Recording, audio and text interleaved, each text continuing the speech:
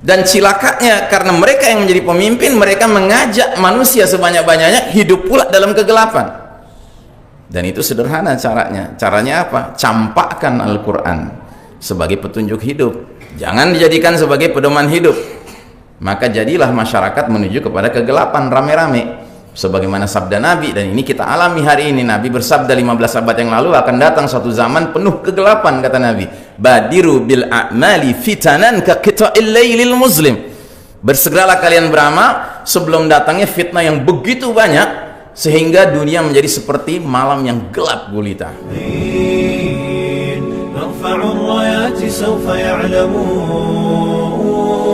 أننا نحن المسلمون قادمون نرفع الرايات سوف يعلمون إن الحمد لله نحمده ونستعينه ونستغفره ونعوذ بالله من شرور أنفسنا ومن سيئات أعمالنا من يهده الله فلا مضل له ومن يضلله فلن تجد له وليا مرشدا أشهد أن لا إله إلا الله وحده لا شريك له وأشهد أن محمدا عبده ورسوله لا نبي بعده اللهم صل على محمد وعلى آله وأصحابه وأنصاره وجنوده ومن تبعهم بإحسان إلى يوم الدين فيا عباد الله أوصيكم وإياي بتقوى الله فقد فاز المتقون وقال الله تعالى في كتابه الكريم بعد أعوذ بالله من الشيطان الرجيم يا أيها الذين آمنوا اتقوا الله حق تقاته ولا تموتن إلا وأنتم مسلمون وقال تعالى في آية أخرى وَإِذَا قَرَأْتَ الْقُرْآنَ جَعَلْنَا بَيْنَكَ وَبَيْنَ الَّذِينَ لَا يُؤْمِنُونَ بِالْآخِرَةِ حِجَابًا مَسْتُورًا أَمَّا بَعْدُ. Sidang Jumat rahimakumullah. Di dalam ayat pertama surah Ibrahim, Allah Ta'ala berfirman, Alif Lam Ra, Kitabun anzalnahu ilaika litukhrijan nasa minadh dhulumati ilan nuri biizni rabbihim ila siratil azizil hamid. Artinya, Alif Lam Ra, ini Al-Quran adalah kitab yang kami turunkan kepada engkau Muhammad sallallahu alaihi wasallam agar engkau mengeluarkan manusia dari kegelapan kepada cahaya terang benderang dengan izin Allah, yaitu menuju jalan Allah yang maha perkasa lagi maha terpuji. Saudara sekalian rahimakumullah, melalui ayat ini kita menjadi faham di antara maksud Allah mewahyukan kitab Al-Quranul Karim adalah untuk membawa umat manusia yang sebelum Al-Quran turun berada dalam zulumat, kegelapan, menjadi berada dalam an-nur, dalam cahaya yang terang benderang. Pertanyaannya, bagaimana Al-Quran dapat menjadi penerang?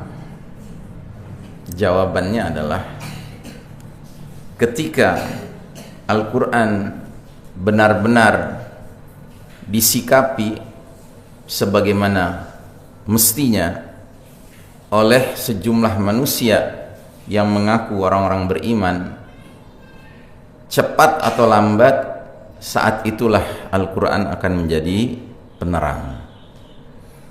Karenanya kita harus kembali kepada pertanyaan yang lebih mendasar lagi, ma wajibatuna kal mu'minina nahwal Quran.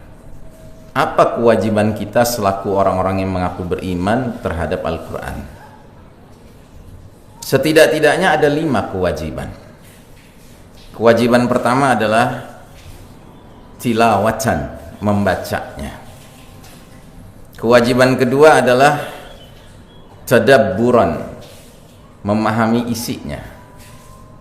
Kewajiban ketiga adalah tatbiqan, mengamalkannya. Kewajiban keempat adalah tahfizan, menghafalkannya. Dan kewajiban kelima adalah dakwah, menyebarluaskannya.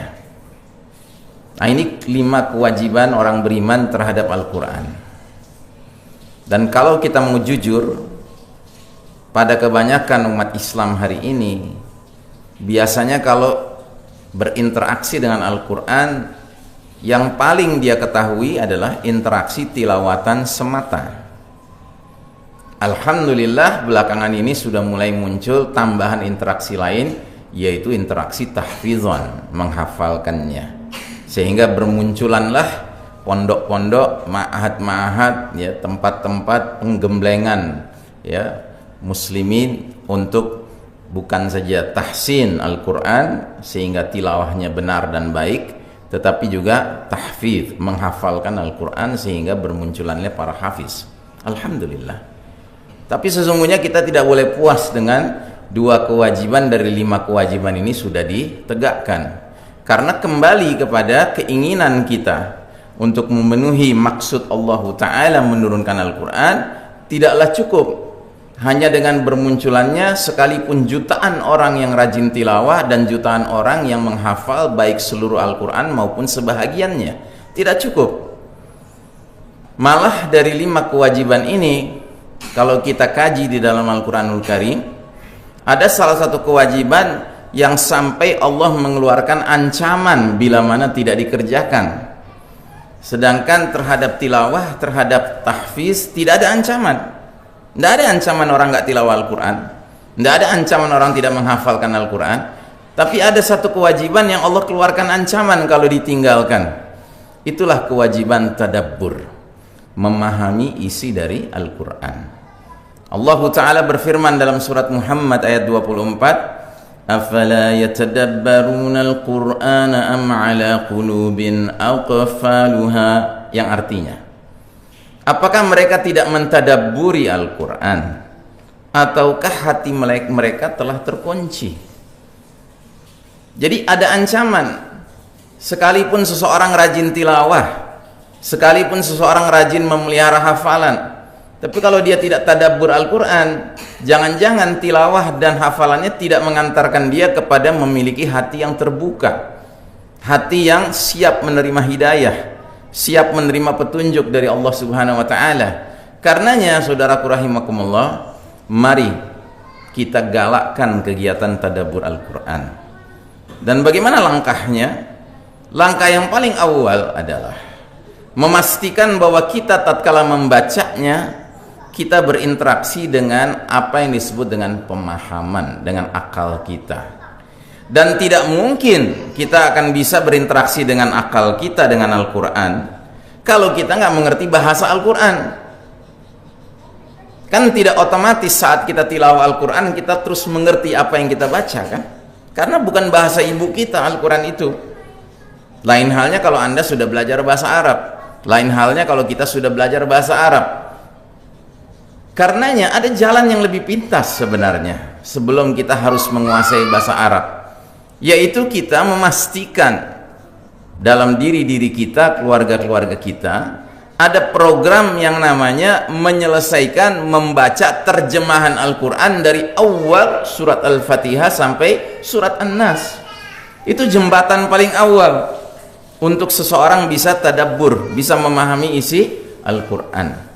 Dan percayalah, kalau kita sudah mengerjakan kegiatan ini, program membaca Al-Quran dengan bahasa terjemahan yang sesuai dengan bahasa ibu kita, pasti pelan atau cepat kita akan penasaran, ingin lebih dalam lagi memahami isi Al-Quran. Karena begitu tabiat Al-Quran, begitu kita sudah mulai mendapatkan ilmu dari apa yang kita baca dalam Al-Quran, ada keinginan, kehausan untuk mendalami lebih jauh lagi.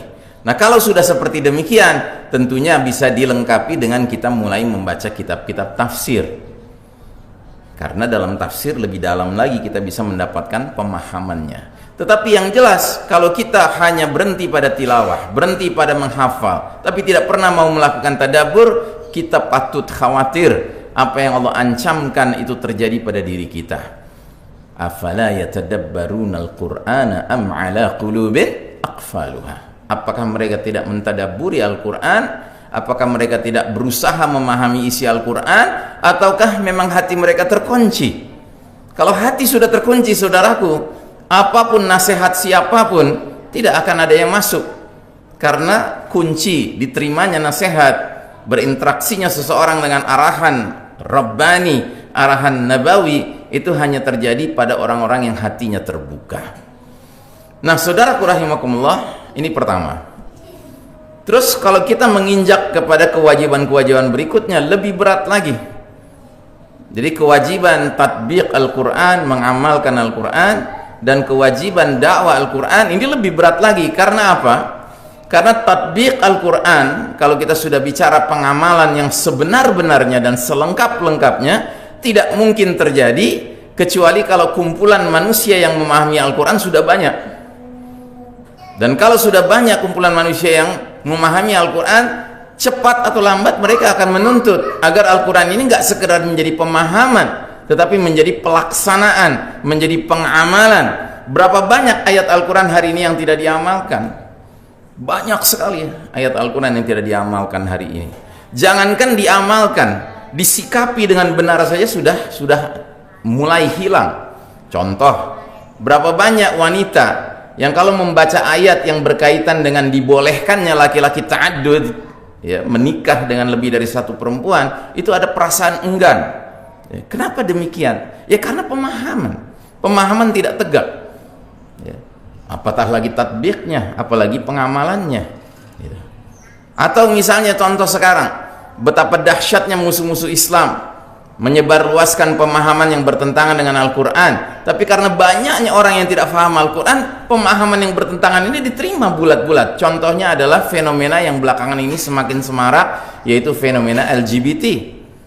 Berapa banyak pemuda dan pemudi Islam, muslimah, tetapi setuju dengan orang boleh mempunyai rasa cinta seksual terhadap sesama jenis. Na'udzubillahi min dzalik. Padahal kalau kita membaca Al-Quran, kita baca kisah Nabi Lut alaihi salam, selesai. Tidak mungkin muncul dalam diri seseorang keinginan atau membolehkan, menyetujui, mentolerir, ya, mentoleransi ya, LGBT. Nggak mungkin. Nah, ini semua terjadi karena apa? Karena hilangnya pemahaman umat ini terhadap Al-Quran, ya, sehingga pengamalan juga menjadi jauh, ya. Belum lagi kalau kita bicara dalam konteks yang lebih luas lagi, yaitu dalam konteks struktur kehidupan bermasyarakat bernegara. Oh, jauh sekali. Kita ini tidak hidup di bawah naungan hukum Al-Quran. Padahal ketika Allah Ta'ala bicara soal hukum, Allah cuma menawarkan dua pilihan. Nggak ada pilihan ketiga, nggak ada pilihan keempat, nggak ada pilihan kelima. Apa kata Allah dalam Al-Quran? Dalam surat Al-Ma'idah 50, jelas Allah hanya menawarkan dua pilihan. Afa hukmal jahiliyati yabghun wa man ahsanu hukman liqaumi yuqinun wa man ahsanu minallahi hukman liqaumi yuqinun, yang artinya, apakah hukum jahiliyah yang manusia kehendaki dan hukum siapa selain hukum Allah yang lebih baik bagi kaum yang yakin? Jadi kan dalam ayat ini Allah cuma menawarkan dua pilihan. Atau masyarakat tunduk pada hukum Allah, yang berarti hukum Al-Quran, atau masyarakat tunduk kepada hukum jahiliyah. Semua bentuk hukum selain hukum Al-Quran disebutnya hukum jahiliyah. Nggak ada ceritanya, ya memang sih hukum kita jahiliyah, tapi kan jahiliyah yang islami, gitu. Nggak ada ceritanya jahiliyah yang islami, gitu. Atau ya memang kita sudah hukum Islam, cuma ya masih rada jahili lah, gitu. Lah nggak bisa. Atau kita pilih hukum Islam, hukum Allah, atau kita berada di bawah naungan hukum jahiliyah. Dan hari ini tidak bisa kita pungkiri, negeri-negeri muslim pada kebanyakannya, pada ghalibnya, berada di bawah naungan hukum jahiliyah. Karena apa? Karena kita membiarkan pemahaman Al-Quran tidak tegak. Maka bagaimana pengamalan bisa tegak kalau pemahaman tidak tegak? Kita ambil satu contoh kecil saja. Di masyarakat kita hari ini, kalau ditanya apa arti kata yang ada dalam Al-Quran yang disebut dengan jizyah, tidak ada yang tahu, atau jarang sekali yang tahu. Padahal ayatnya jelas di surat At-Taubah ayat 25 disebutkan bahwasanya ketika umat Islam berhasil menguasai suatu wilayah sehingga tegaklah hukum Al-Quran, maka di wilayah itu jika ada orang kafirnya dan orang kafirnya mau tinggal di dalam wilayah Islam itu, maka yang namanya pemerintahan Islam itu tidak punya keharusan dan tidak punya kebolehan memaksa si kafir itu masuk Islam, karena ada ayatnya juga, la ikraha fid din, tidak ada paksaan dalam beragama. Jadi bolehkah orang kafir tinggal di bawah wilayah yang dipimpin oleh pemerintahan Islam? Boleh, tapi ada syaratnya. Apa syaratnya? Syaratnya dia wajib bayar jizyah. Jizyah itu artinya pajak bagi orang kafir zimmi, kafir yang tunduk pada pemerintahan Islam. Dan jangan salah, kewajiban dia membayar jizyah bukan berarti pemerintahan Islam kerjanya morotin, narikin duitnya orang kafir yang tinggal di negeri Islam. Tidak, ada kewajiban yang harus dipenuhi oleh pemerintahan Islam kalau orang kafir zimminya disiplin membayar jizyah. Apa kewajibannya? 3 setidak-tidaknya. Pertama, pemerintahan Islam wajib menjamin hak hidup daripada si kafir itu, artinya nyawanya tidak boleh sampai terancam. Kalau ada musuh datang ke negeri Islam, maka orang-orang kafir ini harus dilindungi hak hidup mereka, karena mereka sudah terbukti mau sabar tinggal di bawah pemerintahan Islam sekalipun bukan muslim. Maka mereka harus dilindungi. Mereka sendiri tidak perlu ikut berperang, cukup tentara Islam yang berperang melawan musuh yang menyerang negeri Islam, tapi mereka wajib dilindungi nyawanya. Yang kedua, mereka wajib dilindungi ya kebebasan beragama dan beribadahnya ya, dengan syarat mereka hanya boleh beribadah atau di tempat ibadah yang disediakan oleh pemerintahan Islam. Misalnya kaum Nasrani disediakan gereja, ya di gereja itulah mereka beribadah. Atau mereka beribadah di rumah masing-masing, silahkan.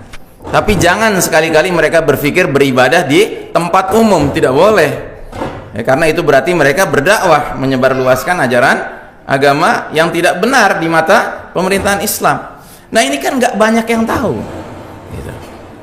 Sehingga dianggap ketika kita hidup seperti sekarang ini, dianggap bahwa yang namanya kewajiban pajak itu berlaku sama, orang muslim orang kafir sama ya. Jadi ibaratnya sekarang bukan hanya kafir zimmi yang ada, tapi muslim zimmi juga banyak bermunculan yang tunduk pada hukum pemerintahan jahiliyah.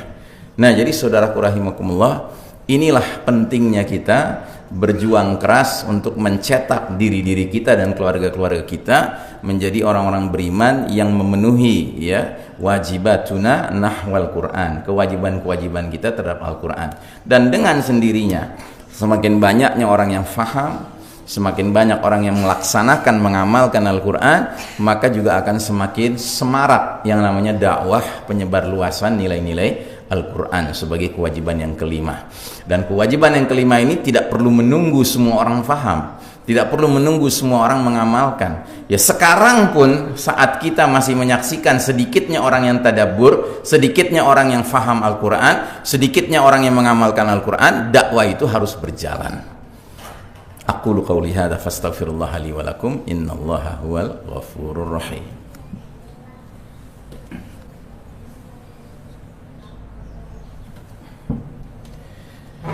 Alhamdulillah, wassalatu wassalamu ala Muhammad ibn Abdillah wa ala alihi wa ashabihi wa mawalah.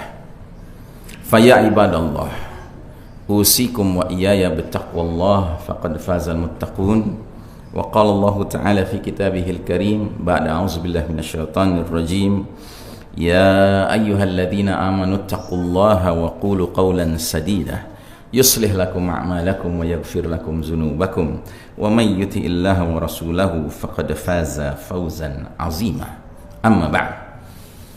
Di dalam suratul Baqarah, 2 ayat setelah ayat kursi, termasuk ayat yang dianjurkan kita wirid setiap pagi dan sore membacanya, Allah Ta'ala berfirman, Allahu waliyul ladzina amanu yukhrijuhum minaz zulumati ilan nur walladzina kafaru awliya'uhumut taghut yukhrijunahum minan nuri ilaz zulumat ulaika ashabun nari hum fiha khalidun.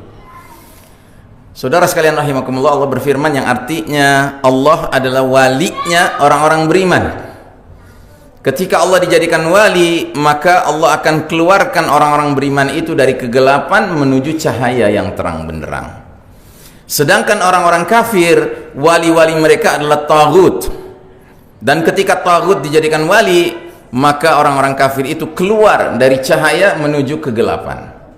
Mereka itulah penghuni neraka dan mereka kekal di dalamnya. Nah, saudaraku rahimakumullah, dewasa ini kita umat Islam sedang diuji Allah dengan posisi kalah, bukan posisi menang.